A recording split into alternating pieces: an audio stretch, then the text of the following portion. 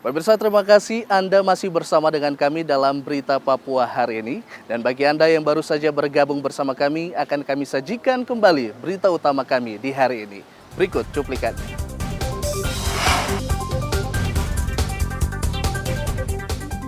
Pesawat jenis Pilatus Porter berpenumpang 6 orang mendarat darurat di Kabupaten Kerom.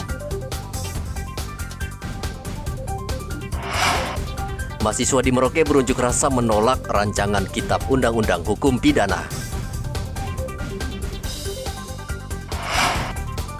Ratusan warga berunjuk rasa minta Mimika ditetapkan menjadi ibu kota provinsi Papua Pegunungan Tengah.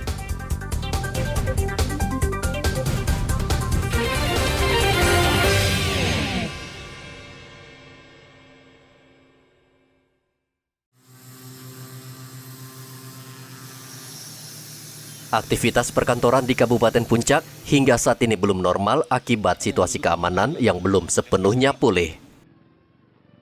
KKB hingga kini terus melancarkan teror yang menyebabkan warga dan pegawai takut karena nyawa mereka terancam.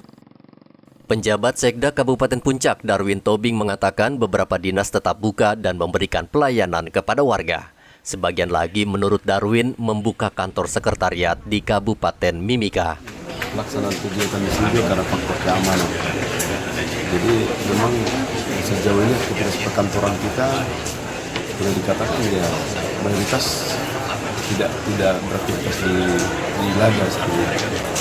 Jadi di persoalan bersama, makanya kita tapi memang tidak ada pernyataan resmi bahwa aktivitas pemerintahan kita di Mimika seperti Mimika. Tapi kita menyesuaikan beberapa hal yang menjadi pelayanannya tinggi, misalnya dukcapil, ya, kemudian pengembaraan jasa, termasuk akhirnya Latsar ini. Padahal kita sudah rencanakan sejak tahun 2021 ya, bukan masalah COVID sebenarnya yang jadi dominannya, tapi adalah keamanan.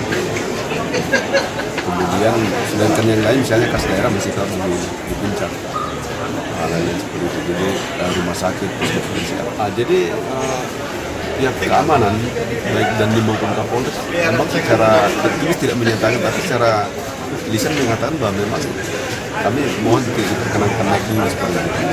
Memang para penjaga yang memang secara lisan mendapat ancaman. Mungkin sudah beredar ini ya, di media sosial. Itu yang terjadi seperti di atas itu. Jadi akhirnya beberapa kegiatan yang memang tidak bisa ditunda berdasarkan komunikasi. Selama teror dari KKB terus berlanjut, belum diketahui kapan aktivitas perkantoran di Kabupaten Puncak akan kembali normal 100%. Dari Mimika, Papua, Igobat Momolin melaporkan.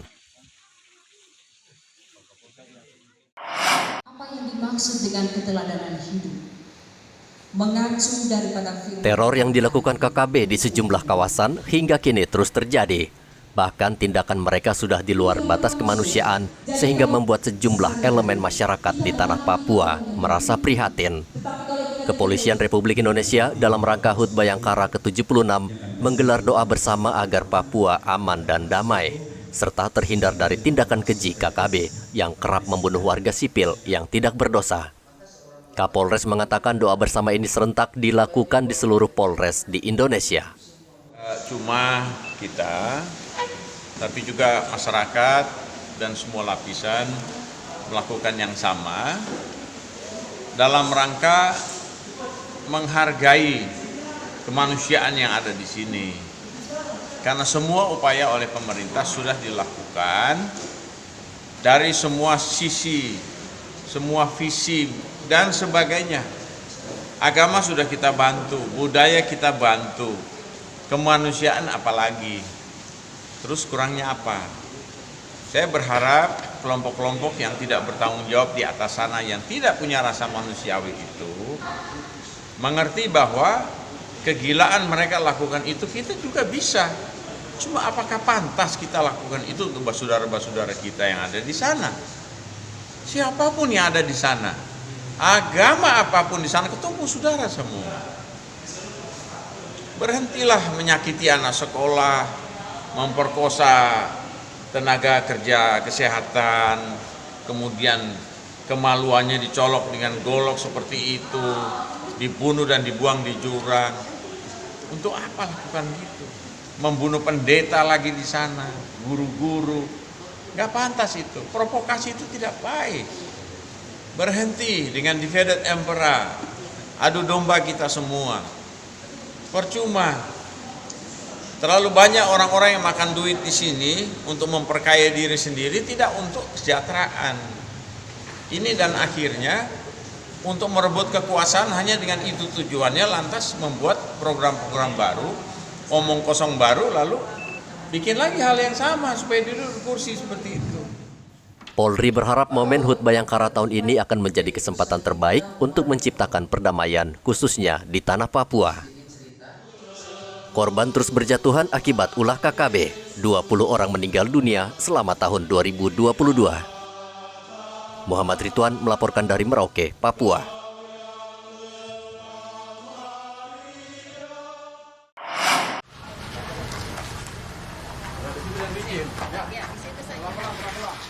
Mantan Wakil Presiden Republik Indonesia Yusuf Kala yang juga Ketua Umum Palang Merah Indonesia meninjau kantor unit transfusi darah PMI Cabang Kota Jayapura. Kehadiran JK di kantor unit transfusi darah untuk mendorong PMI Jayapura memenuhi target pengumpulan kantong darah yang lebih baik. JK berharap PMI bisa mencapai target pengumpulan darah hingga 50 kantong per hari. Untuk meningkatkan semangat kerja teman-teman asisten transfusi darah dan sekaligus juga untuk mengembangkan rekrutmen pendapatan darah yang lebih baik. Jadi tadi beliau sarankan kepada Dr. Ida, Kepala UDD, untuk bisa melaksanakan ke depan ini, misalnya target yang mau dicapai, ya diharapkan bisa 50 kantong per hari dengan baik, karena kebutuhan juga sudah mencapai 50 kantong darah. Dan yang berikutnya, diharapkan target dalam 1 tahun bisa menghasilkan darah yang kita optimis kebutuhan darah dapat dipenuhi untuk Jayapura dan mungkin sekitarnya. Nah ini tadi Ketua Umum PMI Pusat dan sekaligus beliau adalah memang pencanang program utama untuk Palang Merah Indonesia secara nasional adalah gerakan bagaimana darah menjadi kebutuhan masyarakat yang tidak mendapatkan kekurangan. Nah, PMI Kota Jayapura memberikan apresiasi kepada JK yang mau menyempatkan diri meninjau UTD Kota Jayapura. Menurut Rustan Saru, Ketua PMI Kota Jayapura, kehadiran JK sangat luar biasa karena bisa memberi motivasi agar PMI bisa memenuhi target kebutuhan darah di Kota Jayapura. Ini sangat luar biasa, memberikan motivasi, memberikan beberapa masukan untuk kita agar ke depan persiapan UDD dan PMI Kota bisa betul-betul memenuhi target capaian daripada kebutuhan masyarakat tentang darah di Kota Jayapura. Dengan demikian, ini menjadi tugas kita di Kota Jayapura untuk meningkatkan peran serta kami dengan merangkul semua stakeholder terkait agar bisa mereka itu dengan ikhlas tulus bisa berdonor. Sehingga capaian tadi per hari 50 minimal bisa kami capai. Tentu perlu sosialisasi, perlu komunikasi dan kerjasama dan terus semua pihak. PMI Cabang Kota Jayapura juga berencana menjalin terus kerjasama dengan instansi pemerintah, TNI Polri, serta rutin melakukan sosialisasi agar target darah bisa tercapai hingga 1.600 kantong darah per bulan. PMI Kota Jayapura berharap warga mau ikut menyumbangkan darah untuk sesama karena darah sangat dibutuhkan baik terhadap korban kecelakaan, ibu yang melahirkan, atau pasien yang menderita penyakit tertentu. Hendra melaporkan dari Kota Jayapura, Papua.